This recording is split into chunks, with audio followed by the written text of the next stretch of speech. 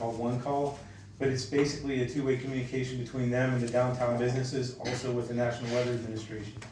The only real access we have to our population residence-wise is our website, Newcastle News, social media. So I started doing some homework and looked around at what the other municipalities around us do. I started with Lawrence County, and they use a particular vendor.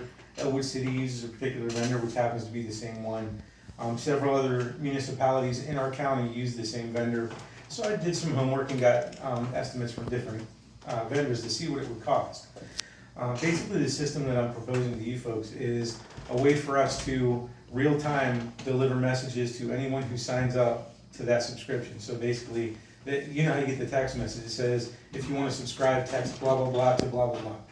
That's essentially what this would be. People would have to opt into it.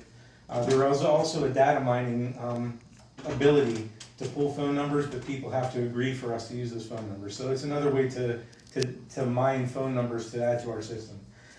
Basically what it does is give you a real-time element. So if you have an active shooter situation, flooding, an emergency road closure, a hazardous condition, you can notify the entire populace that's signed up, or you can locate a geographical location, just draw a map and say this is the area we want to target, and everyone in that area that's subscribed will get the message. There's a lot of other things we can do with this. We can do real-time polling. Would you rather see Oktoberfest or Fireworks Festival? And everyone gets a chance to offer their input, and you can real-time stat track that. It also gives a two-way portal for the police department for anonymous tip lines, which I thought was kind of cool, and you can also send pictures to that file. There's a whole lot of cool things we can do with it. And you can also use it for community events. Like if you want to advertise a downtown car cruise, or you want to advertise the Italian festival, you can push that kind of information out. And it's very customizable to what we want and also to what the end users want. They can subscribe to what they want. Do you want emergencies only? Do you want community notifications? It's very flexible as far as all the platforms are the same. What I essentially presented you guys tonight was two options. There was a third. That company just went bankrupt. They lost the entire state of California and a couple other states because they had a security breach. So that option is off the table. I have reached out to another one. They haven't provided me with a quote yet, so that would be your third. But they're all pretty much in the same price range.